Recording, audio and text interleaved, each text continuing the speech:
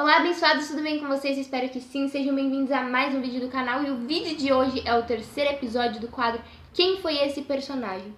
E o personagem escolhido foi o apóstolo Paulo.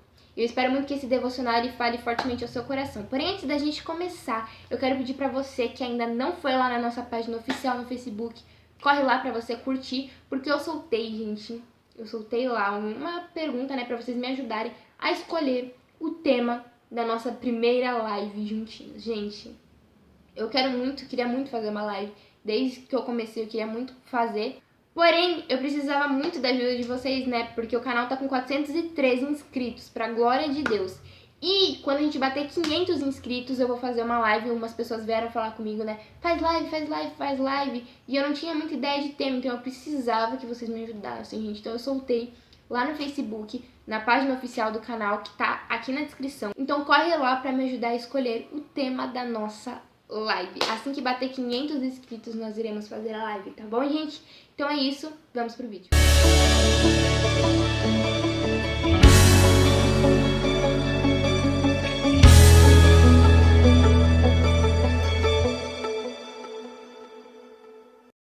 Bom, gente, eu vou estar lendo em Filipenses capítulo 2, versículos 5 ao 9. Circuncidado ao 8º dia da linhagem de Israel, da tribo de Benjamim, hebreu de hebreu. Segundo a lei fui fariseu, segundo o zelo, perseguidor da igreja, segundo a justiça que há na lei, irrepreensível. Mas o que para mim era ganho, reputei-o perda por Cristo.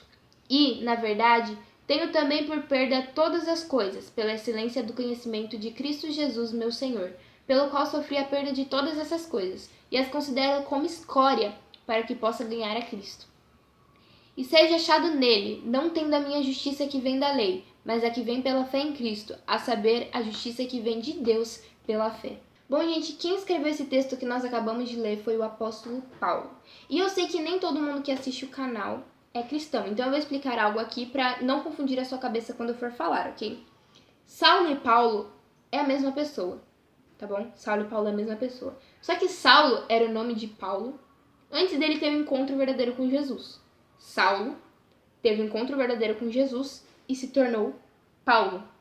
Então, quando eu falar Saulo, eu estou falando da vida dele antes do encontro com Jesus. Quando eu falar Paulo, eu estou falando da vida dele depois do encontro que ele teve com Jesus, ok? E bom, gente, Saulo, ele era fariseu. Mas o que era um fariseu? Fariseu eram os doutores da lei. Eram considerados as pessoas mais inteligentes que existiam naquela época. Só que os fariseus, exatamente por eles serem os doutores da lei, eles deveriam seguir a própria lei. E os fariseus eram judeus. E dentre os níveis do judaísmo, os fariseus estavam entre os maiores patamares que tinham. Eles eram uns de postura, vamos dizer assim, de maior importância, E por eles serem fariseus, eles tinham que trazer exemplos para a sociedade. Mas quando a gente para analisar a vida dos fariseus, nós vemos que a maioria deles eram hipócritas. Por quê? Porque eles achavam que exatamente por ser os maiorais, eles não precisavam seguir as leis que eles mesmos pregavam, as leis que eles mesmos ordenavam, as leis que eles passavam para o próximo. Eles não precisavam porque eles se achavam superiores a todos.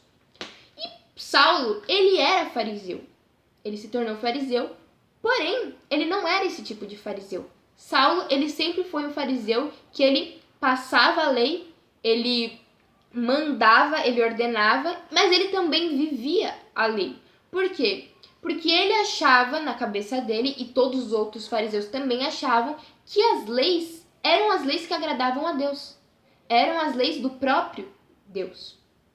Só que Saulo ainda não tinha tido um encontro verdadeiro com Jesus, então ele não entendia que aquilo que eles pregavam era a religiosidade e não o verdadeiro evangelho. Porque os cristãos daquela época viviam o evangelho.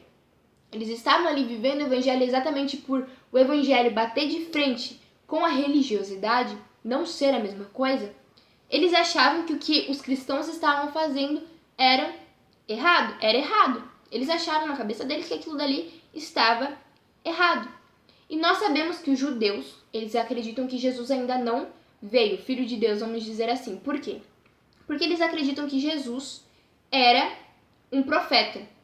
Nós cristãos acreditamos que Jesus, ele veio, morreu na cruz, ressuscitou e um dia voltará para buscar os seus. Mas os judeus têm uma mentalidade diferente da nossa. Eles acreditam que Jesus foi um profeta e que o Filho de Deus verdadeiro ainda vai vir, ok? E Saulo, ele achava que aquilo dali, aquelas leis eram suficiente para agradar a Deus. Se ele vivesse aquelas leis e passasse aquelas leis, seria o suficiente e Deus se sentiria agradado, que Deus ficaria feliz com aquilo.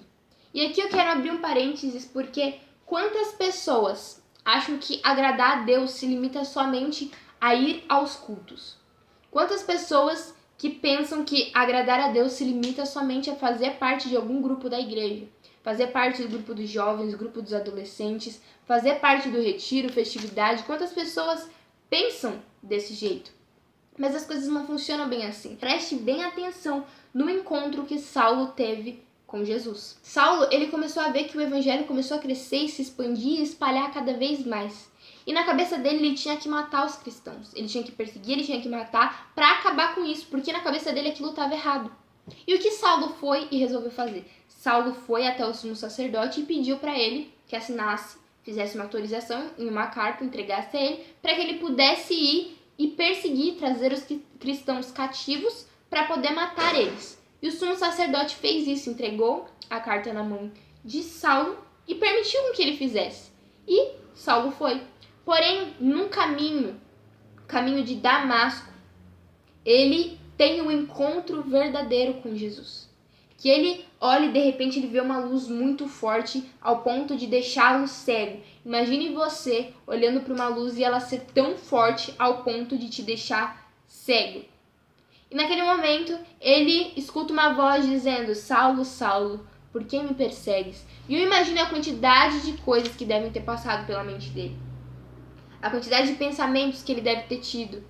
Exemplo, quem é esse? O que deve estar acontecendo? E daí ele pergunta: quem és tu? E ele responde: eu sou Jesus, a quem tu persegues. Mesmo Saulo achando que tudo que ele estava fazendo era certo, mesmo Saulo achando que tudo que ele estava fazendo era o suficiente, Deus aparece para ele e mostra que tudo aquilo dali, na verdade, era errado. E ele começa a mostrar para Paulo o que Saulo deveria fazer. No caso, Paulo, porque quando Paulo tem um encontro verdadeiro com Jesus, ali acaba e ele começa a se chamar Paulo. Deus fala: a partir de hoje o seu nome não será mais Saulo, e sim Paulo. Então agora a gente vai começar a chamar ele de Paulo realmente. E, gente, talvez isso seja o que está acontecendo com você. Talvez você ache que o que esteja fazendo é o certo e o suficiente para agradar a Deus. Mas Deus está doido para ter um encontro verdadeiro com você e te falar: ei, filho, não é bem assim. Ei, filho, não é por aí. Vamos por esse caminho, que esse daqui é o correto. Paulo fica cego por 3 dias, sem comer e sem beber nada. Mas Deus é tão perfeito, Ele é tão misericordioso com a nossa vida, porque até com as nossas falhas, com os nossos erros, com os nossos pecados, Ele nunca deixa de cuidar de nós. E não é diferente com Paulo, porque Deus vai e fala com Ananias. Ele fala para Ananias que Ananias deveria colocar as mãos sobre os olhos de Paulo, e ali as escamas dos olhos dele cairiam e ele começaria a enxergar novamente. E Ananias se recusa a fazer isso. Ele fala: Deus, como eu vou orar para a visão de um homem que perseguia os cristãos voltar? Como eu vou fazer isso? E Deus fala para Ananias: Ananias, você tem que fazer isso porque a obra que eu tenho na vida de Paulo é muito grande. Eu tenho coisas grandes para fazer na vida de Paulo. Então Ananias obedece. Talvez você não consiga ver, você não consiga enxergar o que Deus tem preparado para você, mas Ele tem coisas grandes preparadas para a tua vida. Ele tem coisas grandes para te entregar. A vitória vai chegar na tua mão. Só que o que nós precisamos entender é que o resultado não está naquilo que nós vemos, mas naquilo que Deus tem preparado para nós. Deus já sabia de tudo que aconteceria com Paulo. Deus sabia por tudo que Paulo passaria. Deus já tinha decretado quem Paulo se tornaria, mas Paulo não tinha a menor ideia. Paulo achava que iria ficar cego. Mas então Ananias vai até Paulo, ele ora, coloca as mãos sobre os olhos de Paulo, as escamas dos seus olhos caem e ele volta a enxergar. E algo que eu acho muito interessante na história de Paulo é que Paulo, logo após voltar a enxergar, ele não sai pregando, ele não sai falando, não. Tem o tempo antes. Paulo fica 3 anos e 15 dias sem falar do Evangelho de Jesus. Por quê? Porque Jesus ainda tinha que preparar Paulo. Jesus tinha que tratar com a vida de Paulo primeiramente. E muitas das vezes isso acontece comigo e com você. Talvez você já saiba o que Deus te chamou para fazer, qual foi o seu chamado, qual foi o dom que Deus entregou nas suas mãos. Você sabe, você já teve um encontro verdadeiro com Jesus, você já declarou que Ele é seu único e suficiente Salvador, mas Ele ainda pediu para você esperar. Ele falou que ainda não é um momento de você ir. Ele pediu para você esperar. E eu falo para você, espere o momento certo. Obedeça à voz de Deus. Por quê? Em Provérbios, no capítulo 13, versículo 18, diz: quem despreza a disciplina cai na pobreza e na vergonha, mas quem acolhe a repreensão recebe tratamento de honra. Que nós venhamos sempre abraçar a repreensão.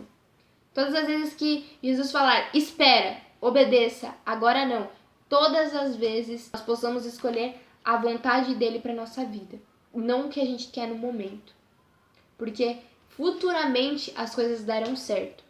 Não do jeito que a gente quer, mas do jeito que Deus quer. E como eu já havia dito, Paulo estava animado, ele já sabia o que ele tinha que fazer, para que ele foi chamado, mas ele recebeu um não de Deus. Deus mandou ele esperar, porque primeiro Jesus precisava tratar com ele. Jesus precisava mudar o interior dele para que ele pudesse fazer aquilo que Deus chamou ele para fazer. E muitas das vezes, como eu disse, isso acontece comigo e com você. E nós temos dois poderes: obedecer ou retroceder. E o problema, muitas das vezes, dessa geração, da nossa juventude, é que por ter que esperar a ordem de Cristo, ela acaba se afastando, ela acaba retrocedendo. Os adolescentes, os jovens dessa geração não conseguem mais aprender a esperar. Ai, mas tá demorando demais. Ai, mas parece que não chega nunca. Ei, abaixa a cabeça e obedece. Abaixa a cabeça e escuta o não. Não é o momento certo.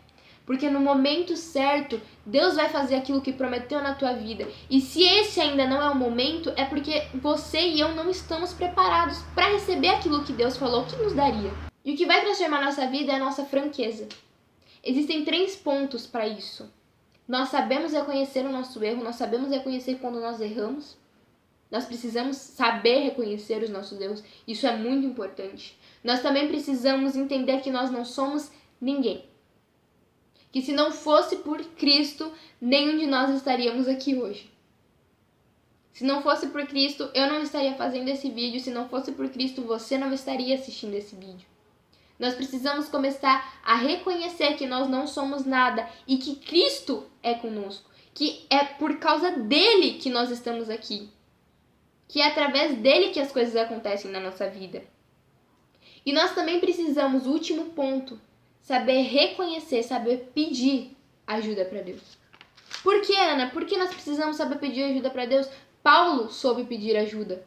Ele soube falar, Senhor, eu preciso de ti porque sozinho eu não consigo, sozinho eu sou fraco. Ele soube reconhecer. Paulo, ele escreveu, ele disse, Senhor, tira esse espinho de mim, eu não aguento mais. Então, ele olhou para Paulo e disse, Paulo, a minha graça, ela te basta, porque a graça de Deus não se aperfeiçoa na nossa força, a graça de Deus se aperfeiçoa na nossa fraqueza. Quando nós reconhecemos e nós pedimos, nós entendemos que nós temos que nos humilhar na presença do Pai, que nós temos que pedir ajuda para Ele, que temos que falar que sozinhos nós não conseguimos e que nós precisamos dele, as coisas começam a mudar na nossa vida. Foi assim que as coisas começaram a mudar na vida de Paulo. Talvez o sonho que você sempre sonhou não é o sonho que Deus tem para você. Nós temos que aprender também a orar, falando, Pai, que os meus sonhos sejam os teus sonhos. Que só aconteça na minha vida aquilo que o Senhor quer que aconteça e não aquilo que eu quero. Talvez o que Ele tenha para nós, como eu disse, não é o que a gente sonhou. Talvez esteja doendo exatamente por causa disso. Mas Ele está dizendo para você, ei, deixa eu entrar. Deixa eu fazer a minha obra na tua vida e deixa que eu toque nos teus sentimentos. E deixa eu tirar a sua dor, deixa eu te entregar aquilo que eu quero entregar para você. Que nós venhamos orar sempre e aprender a pedir. Pai, que os meus sonhos sejam os teus sonhos, porque os sonhos de Deus para nossa vida são muito maiores. São muito maiores e muito melhores. O que eu quero deixar para você nesse vídeo é: não se frustre se a promessa ainda não aconteceu na tua vida. Se aquilo que Deus prometeu para você ainda não aconteceu, não se frustre. Sabe por quê? Porque é o processo que faz com que a promessa valha a pena. É aquilo que você aprende durante a prova, durante o processo, que faz valer a promessa. Muito obrigada por ter assistido o vídeo até aqui. Se você gostou, deixe seu like, se inscreve aqui embaixo no canal e compartilhe esse vídeo com seus amigos e pessoas com que você talvez saiba que precisa ouvir essa palavra, tá bom? Que Deus abençoe muito a sua vida. Lembra, corre lá na página, o link tá aqui na descrição do vídeo, corre lá, curte, segue a gente lá e também comenta qual é o tema que você prefere pra live, tá bom? Que Deus abençoe muito a sua vida e até o próximo vídeo. Fica com Deus.